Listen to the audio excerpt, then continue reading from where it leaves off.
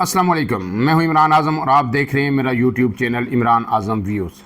नाज़रीन, गुज़श्ता रोज़ हमने आपको ख़बर दी थी कि पाकिस्तान के बड़े और नामवर यूट्यूबर्स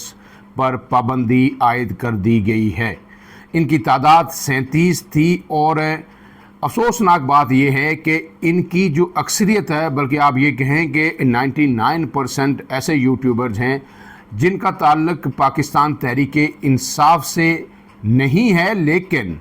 वो सपोर्ट मुकम्मल तौर पर तहरीक इंसाफ को करते हैं। क्योंकि जर्नलिस्ट की कोई अपनी पार्टी नहीं होती, वो सियासी कारकुन नहीं होते कि किसी जमात के वो कारकुन हों, लेकिन ऐसा लग रहा है जिस तरह की वो हमेशा से जिस तरह का उनका मौक़िफ़ रहा है, तो उन्हें बिल्कुल पीटीआई का बना के जो है पेश किया गया। और अब यही वजह है कि इसी बुनियाद पे कि अदारों के ख़िलाफ़ जी हर्जा सराई हो रही है, अदलिया पे तनकीद हो रही है, नून लीग पे तनकीद हो रही है, तो चोरी छुप के जो है ना ये वारदात डाली गई और इन तमाम यूट्यूबर्स के चैनल्स को बंद करने के लिए यूट्यूब को लिख दिया गया। अब अफसोसनाक बात यह है कि अगर आपने ऐसा कोई इक़दाम करना है तो आपको सबसे पहले तो जो ड्यू प्रोसेस है, जो कानून है, उसको फॉलो करना चाहिए। अगर कोई गलती कर रहा है, कोई अदारों के ख़िलाफ़ वर्जा सराई कर रहा है या कोई ऐसी चीज़ है जिससे मुल्क की सालमियत पे ख़तरा आ रहा है, तो उस मुल्क की सालमियत के तहफ़्फ़ुज़ के लिए, मुल्क की खुद मुख्तारी के तहफ़्फ़ुज़ के लिए तो पाकिस्तान ने इंडिया से इतनी बड़ी जंग छेड़ दी। तो कौन आपको ये कहेगा कि जनाब अगर कोई यूट्यूबर्स या कोई भी शख्स इस मुल्क की सालमियत को चैलेंज कर रहा है और या उससे इस मुल्क के वक़ार को नुकसान पहुंच रहा है, तो आप उसके साथ कोई नरमी बरतें। लेकिन होना क्या चाहिए था? होना ये चाहिए था कि जनाब ये चोरी जो है चुपके ये कार्रवाई हरगिज़ नहीं होनी चाहिए थी। पहले तो जो है साइबर क्राइम एजेंसी ने जो कार्रवाई शुरू की, तो उसी स्टेज पे इन यूट्यूबर्स को बुला के बताना चाहिए था कि जनाब ये कंटेंट आपका है जिससे मुल्क को नुकसान पहुंच रहा है, मुल्क की यकजहती को नुकसान पहुंच रहा है, आप जो है इससे बाज रहें। उन्हें वार्निंग दी जाती और फिर कहा जाता कि अगर आप बाज नहीं रहेंगे तो फिर हम आपका चैनल बंद करने के लिए तहरीक कर देंगे। दूसरे स्टेज पे ये होना चाहिए था कि अगर फिर वो वायलेट करते तो फिर उन्हें बुला के ये कहा जाता कि जनाब ये कंटेंट है आपका जिसे हम काबिल एतराज़ समझते हैं, आप इसको जस्टिफाई करें कि किस तरह ये काबिल एतराज़ नहीं है या किस तरह ये साफ़ती उसूलों के मुताबिक है या अक़दार के मुताबिक है। और फिर अगर वो उसको जस्टिफाई ना कर पाते तो उसके बाद फिर अगला तीसरा स्टेप ये होना चाहिए था कि वो केसेस उठा के आप किसी भी कोर्ट के अंदर लेके जाते और कोर्ट में पिटीशन आप दायर करते, खुलेआम दायर करते कि जनाब ये लोग हैं, ये मुल्क की सालमियत को नुकसान पहुंचाने की कोशिश कर रहे हैं, लिहाजा इनके यूट्यूब चैनल्स, इनके सोशल मीडिया पर पाबंदी लगाई जाए। लेकिन क्या हुआ, जब बिल्कुल खामोशी से सीगाए राज में रख के इन 37 यूट्यूबर्स के नाम जाके लोअर कोर्ट में वहाँ पे पेश किए गए और फिर अदालत की आप देखें कि कैसी अदालत है कि जो एक मुलजिम है उसको सुने बगैर फ़ैसला सुना देती है। जब ये चले गए वहाँ पे तो क्या अदालत का फ़र्ज़ नहीं बनता था कि जिन लोगों के नाम थे उनको फौरी तौर पर नोटिस जारी किए जाते, वो अपने वकील के ज़रिए वहाँ पे पेश होते या ख़ुद पेश होते और फिर अदालत उनसे पूछती कि भाई आप पे ये इल्ज़ाम है, इस इल्ज़ाम का जवाब दें। और फिर ज़ाहिर है जो चीज़ें काबिल एतराज़ थीं या ऑब्जेक्शनेबल जो मटीरियल था, यही होता कि FIA या साइबर क्राइम जो भी अदारा है वो उसका वीडियो थी तो उसका ट्रांसक्रिप्ट वहाँ पे अदालत के अंदर पेश करता, वीडियो एविडेंस भी पेश करता, ट्रांसक्रिप्ट भी पेश करता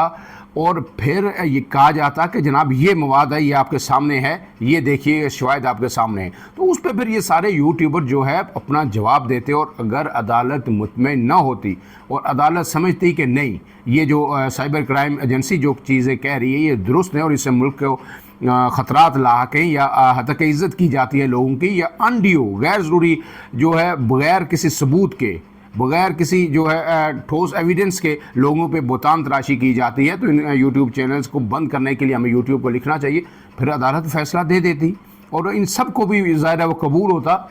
तो ऐसा कोई प्रोसेस फॉलो नहीं किया गया और अब तो यूट्यूबर जो हैं वो ये कह रहे हैं कि कुछ यूट्यूबर ये कह रहे हैं कि शुक्र अल्हम्दुलिल्लाह हमें चुपचाप गायब नहीं कर दिया, जिस तरह सीगाए राज में रख के खामोशी से सारा प्रोसेस किया गया, शुक्र है हम जो अभी तक आज़ाद है।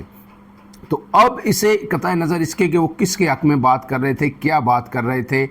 ये बेसिकली मेरे ख्याल में जो है हर जो सहाफ़ी है इसकी मज़म्मत इसलिए करता है कि ये जो आवाज़ है पाकिस्तान के अंदर उसे दबाने की कोशिश है।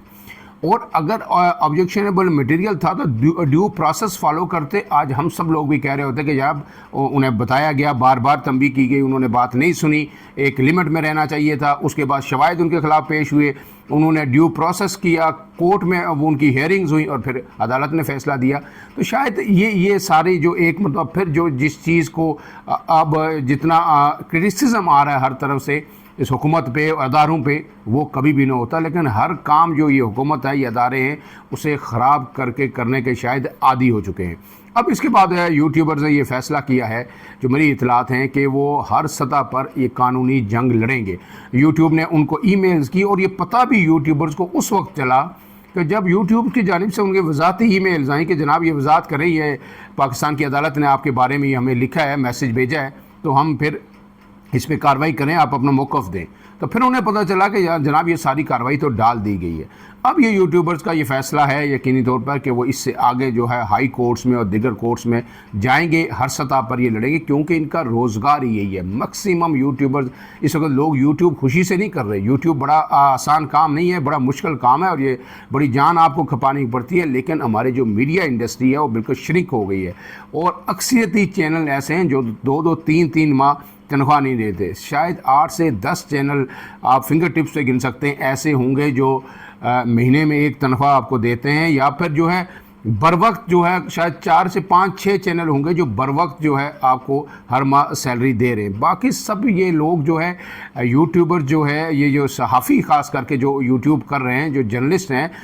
तो वो इसलिए कर रहे हैं कि चैनल्स में वो अंदर रहते हुए उन्हें बर वक्त इंफॉर्मेशन तक रसाई हासिल होती है और चैनल के साथ वो हर जगह वो जाते हैं, तो उस वजह से उन्हें फिर अपने यूट्यूब के कंटेंट हासिल करने में भी आसानी होती है। तो इस वजह से वो लोग जो है चैनल्स के साथ भी मौजूद हैं और अपना घर, उनका चूल्हा जो है इसी यूट्यूब से चलता है। तो अब इन सब लोगों का रोज़गार छीनने की जो कोशिश की गई है, मेरे ख्याल में ये किसी भी तौर काबिल कबूल नहीं हो सकती। आप उनको बार बार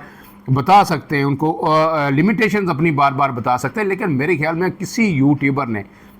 आज तक किसी अदारे को, हाई कोर्ट को, सुप्रीम कोर्ट को या सियासतदान को गालम गलोच हर सूरत किसी सूरत नहीं किया। वो तनकीद करते हैं उन पे, और जो चीज़ें हैं उसका काउंटर आर्ग्यूमेंट फिर जो है दूसरी तरफ से आता है। नून लीग के बेशुमार यूट्यूबर्स हैं जो कहते हैं नहीं जी ये सारे लोग ये गलत कह रहे हैं, और फिर जो है ये बिल्कुल उसी तरह है तनकीद जिस तरह सियासतदान दिन रात एक दूसरे के खिलाफ तनकीद करते रहते हैं। तो कहीं भी मैंने ऐसा नहीं देखा कि किसी की हद तक इज़्ज़त की गई हो। हर कोई अपना पॉइंट ऑफ व्यू रखता है और ये जो आज़ादी जो इजहार है इसको यकीनी बनाना चाहिए, यही मुल्कों को आगे लेके जाता है। लेकिन अब जो है इसमें जो सूरत है, इसके बाद अगर यही सिलसिला जारी रहा तो ये नहीं, ये 27 नहीं, बेशुमार और लोगों का भी नंबर आएगा और जो जो बोलेगा उससे जो है ये चैनल जो है, ये जो रिस्क है ये छीन लिया जाएगा। इससे पहले आपको पता है कि एक कार्रवाई शुरू हुई थी, तवील अरसा जारी रही, कि लोगों को चैनल से निकलवाने का काम शुरू हो गया था। आखिर और बेशुमार वो अभी तक जारी है। बेशुमार एंकर्स बड़े बड़े बेरोज़गार हो गए, वो घरों में बैठ गए, रिपोर्टर्स बैठ गए। तो अब इसके बाद जो यूट्यूब था लोगों ने उसको सहारा बनाया, तो वो भी छीनने की कोशिश की जा रही है। मैं बार बार ये कह रहा हूँ, अगर कोई गलत है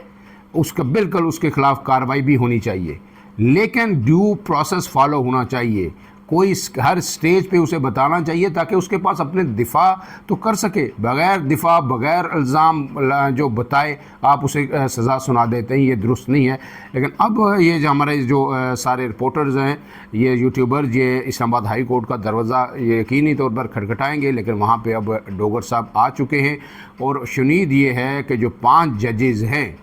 उनके ख़िलाफ़ भी शायद सुप्रीम जुडिशल काउंसिल कार्रवाई करने जा रही है। कहा जा रहा है कि 12 जुलाई को ये इजलास होगा और उसमें ये जो 5 जजेज़ हैं, जस्टिस सरदार एजाज़ इसाक, जस्टिस मोहसिन अख्तर कियानी और जस्टिस बाबर सत्तार, जस्टिस शायद समन रिफत हैं और जस्टिस तारक जगीरी, जिन्होंने ख़त लिखे, जिन्होंने सरफराज जोगर साहब के ख़िलाफ़ भी ख़त लिखे, जिन्होंने हाई कोर्ट के मामलात में गैर ज़रूरी मुदाखलत के हवाले से भी ख़त लिखे। कहा जा रहा है कि अब इनकी कारकर्दगी जांची जाएगी सुप्रीम जुडिशल काउंसिल में और बुनियाद बना के शायद इनके आखिरी दिन आ गए हैं। फ़िलहाल के लिए इतना ही। इमरान आज़म को दीजिए इजाज़त। अल्लाह हाफ़िज़।